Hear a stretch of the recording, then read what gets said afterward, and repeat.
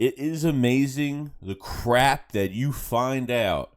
I'm tired. Okay, I'm tired today. Okay, yesterday was a long day, another long, stressful, same old day that we usually have yesterday. Okay, it's you know what, I can talk about this game that we played yesterday. That was a total mind-boggling. Just what the hell did we play yesterday?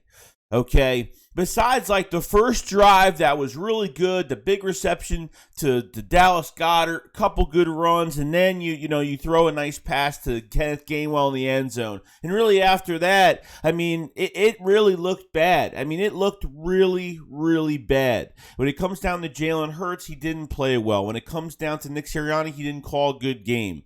And Jonathan Gannon just stunk it up yesterday. I mean, it was just bad all around. I don't care if, like, we lose games. At the end of the day, it's how we lose games. It's not about, if we at least look productive and we, fight till the end and we look like a normal team that knows how to play football when it comes down to fundamentals, which we don't do, which we were promised, then things like this wouldn't happen. I wouldn't care as much, but it's how we're losing these games, which is ridiculous. Derek Carr, 31 out of 34 really? 31 out of 34 passes. That's impossible. I mean, that's ridiculous. That's something you don't hear of at all, period. Okay? It just gets me to the point where it's just unheard of at this point. You'll have no pass rush. You won't have a pick from Avonte Maddox. That was a bad pass from Carr. And that was pretty much the only highlight of this defense the whole entire day. You know what I mean? So it's just mind-boggling how this works. But, guys, there are so many problems. And as the days go on and people find out more news about Nick Sirianni and this offense, and obviously I can't blame the players too much to an extent. Jalen Hurts missed a lot of targets. Jalen Hurts is a one-read QB from what I've seen so far. He's not good. Okay, I've almost given up on Jalen Hurts for the year. I don't know. I'm going to still evaluate him from the year, but guys, he's not looking good. He's not looking like they might give him a chance next year. Maybe give him a veteran coach next year if they can't trade for a quarterback or go into the draft and want to draft a quarterback and give up a lot of compensation to move up a little bit more. I don't know. So you give Jalen Hurts another shot, or you give Gardner Minshew a shot next year, or you just you do whatever you want to do. I don't know. There's a couple good options you could do next year. But besides switching players and adding talent, we are far more than prepared to do anything like that until this coaching staff and Nick Sirianni. I am done with Nick. I am finished with Nick. The coaching staff needs to go. Howie Roseman needs to go. And then come to find out, and then come to see right here, is this was from his post game last night. I was going to watch it today, but this news has been all out. Nick Sirianni, the one that is calling plays for the Philadelphia Eagles right now, okay? Nick Sirianni is not even watching tape, defensive tape on his opponent. He does a little bit of it. So he's calling the plays and somebody else is watching tape for him? What type of head coach is this right now? Seriously, what type of head coach is this that doesn't watch tape on? So how are you even scheming or trying? So what? Who does it? Someone's doing it for you. Nice to hear that you don't. You're looking at it. It's just crazy. He admits not watching defensive tape during the week.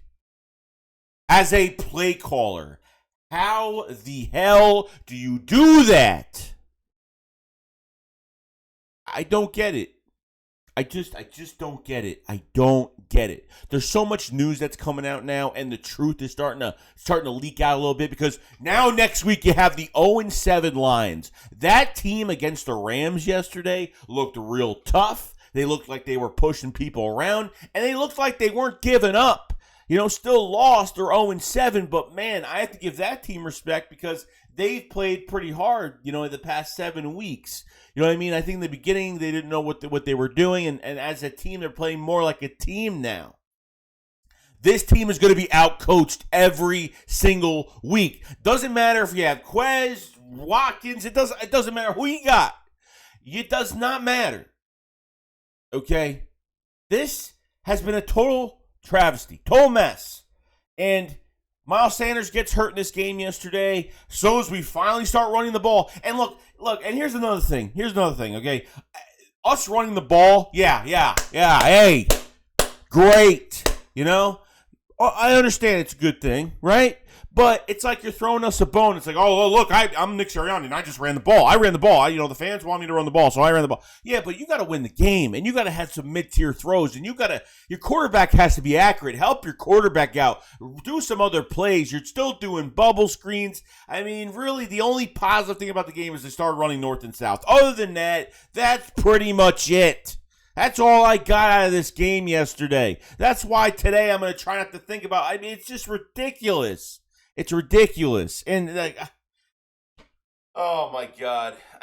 You had Kenyon Drake and Josh Jacobs just running all over us. How, as a defensive line, it's another game not showing up for the defensive line. It's just ridiculous. You're moving your corners too far back. You're making your linebackers do way too much. You don't have the personnel for this for your zone scheme that I still can't stand at this point. So I'm not going to go crazy about it, but this, it was a bad game. It was bad. It was worse. 31-34 for Derek Carr. At the half, guys. At the half, we're always down when it comes to clock management. We have no clock management when we're down. And do not say Jalen Hurts played well end of the fourth quarter. I'm done with it. Jalen Hurts is still young, okay? Jalen Hurts just doesn't have it right now. Jalen Hurts just is bad right now, and he is. He does not read a full field. And the people are going to say, well, the offensive line didn't block for him. And the reason for that is that he's moving around the pocket so much and way too early. And there are plenty of times, guys, I'm telling you right now, because I know I'm going to see a comment. I know I'm going to see a comment, and it's going to say, well, the offensive line broke down and there's no protection. He ran for his life. Let me tell you something. Go back and watch this game of how many times there was a clean pocket. You go back and watch that. He's in a clean pocket. He sits there. He's got all this time and nobody's open and he has to scramble. So there is a huge problem. Now, I don't know if anyone's open. Most likely somebody probably is. I don't think he can throw short window throws or his accuracy. He doesn't trust his accuracy. It's not good, guys. There are going to be throws that he's missing. Guarantee you if we go back and watch it, or if we go on the coach app thing where we can watch overview of what's going on in every play, I guarantee you somebody's open every single play. He cannot throw that ball. He can't. He cannot get that pass in there unless the guy is wide open with 15 yards of space in between him and a receiver and another player. He can't hit nothing until something is wide open. And that's just the truth. We discussed it on the Philly Shakedown last night. We discussed it in some live streams yesterday and the game itself when we streamed it yesterday too.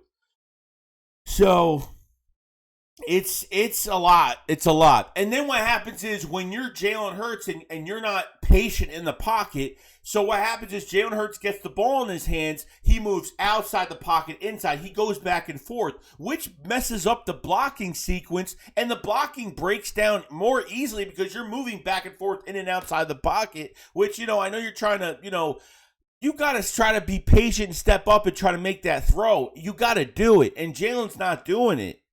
And that's just the truth to it all. That's just the truth. So, I'm just trying to be as realistic as possible between yesterday and today and I know I was going to wake up and find more news today on this team of what's going on. You onside kicked the ball beginning of the second half. What is this team trying to prove? What is this team actually trying to prove this year? Really? You onside kick it second half, beginning of the second half? Like, really, right? I mean, really? Jake Elliott, it was the only one that was even near the ball. No one else was. So you couldn't even write that play up right. It's ridiculous. It's just... And then fourth quarter, right, where Jalen Hurts gets all his stats. The reason why Jalen Hurts gets all his stats at the end of the fourth quarter, I mean, you didn't even throw to Quez Watkins until the end of the third. You didn't start throwing to Quez Watkins by, what, 6 minutes in this third quarter, whatever it was. Then you get that one touchdown to Rager, which was pretty cool, but... garbage time. So he gets all these stats during garbage time, which all the Philly beat writers are pointing out. You know what I mean? Like, he has a lot of passing yards because really all he's done is pass the ball. This game he ran a little bit more. Miles Sanders gets hurt. Kenneth Gwilla gets the bulk of the reps, and Boston Scott actually played because they had no choice but to use him today. So they get him in. Okay, they get him in the fourth quarter. And everything underneath is always open because the defense for the Raiders is not giving up the big play. They're playing prevent. They're playing prevent. So when he passes, like, oh my God, he's passing. They're always open. It's because the Raiders are playing prevent. They're moving everybody back so they don't give up a big play for big yards and easy scores. Okay, so then Jalen Hurts gets all the credit. It's garbage stats. End of the fourth quarter. How many times have the Eagles came back at the end of the fourth quarter? 1,000,000 times. Not like they were that close, yesterday, but, we cannot count those stats. It's bull. It's BS. It's nothing. It means absolutely nothing to me at all. So that's all I really got to say about this game. And, I don't defend, look, at the end of the day, because people point the finger at me and say, I'm saying that Jalen Hurts is the whole reason why. And it's not. Jalen Hurts has a lot to deal with, and it's blame goes to Jalen Hurts, blame goes to Nick Sirianni, and major blame goes to Howie Roseman, which there's going to be a video on that soon because more news has come out with him on what's happened this offseason, and obviously we have a puppet in the building, obviously, with Nick Sirianni. It's going to be interesting to go over all this stuff that's going to start to boil over. This team loses against a winless Lions team. That's it, guys. I think Jeffrey Lurie has to make some moves. At this point, you can't wait. You really can't. You don't beat the winless Lions, it's going to boil over. I mean, Jason Kelce had a personal foul yesterday in a game. He couldn't even unsportsmanlike conduct. And when does Kelce ever get unsportsmanlike conduct penalties? Never. He's frustrated. It's starting to boil over. You know what I mean? Like, there are some passes yesterday from Hurts, and obviously this is the last I'm going to say of it. The one that Devontae Smith was more behind him. Even Smith should have caught it, but he's got to make the passes a lot harder than they are when these short passes, and that's just the truth. You know what I mean? He fumbled the football, even though all the offensive line hit it, but it was still in his hands. It was still there. He acted like he couldn't even grab the ball. It's not like he had to go on one foot and go one hand to a ball that was hiked from Jason Kelce to him. So, there's a lot of issues, but man, this right here, Nick Sirianni not watching any defensive tape, that's like, who does that? I don't know. Comment in the comment section below what you guys think. I'm gone. I'm done. So, you guys have a fantastic day. Love you all. Thanks for joining me the other day and just supporting the channel and just being around. And without you guys, I can't deal with this on my own. So, all right, guys, I will see you guys later. Just remember, Shake Squad up, follow. So, peace out, guys. Peace.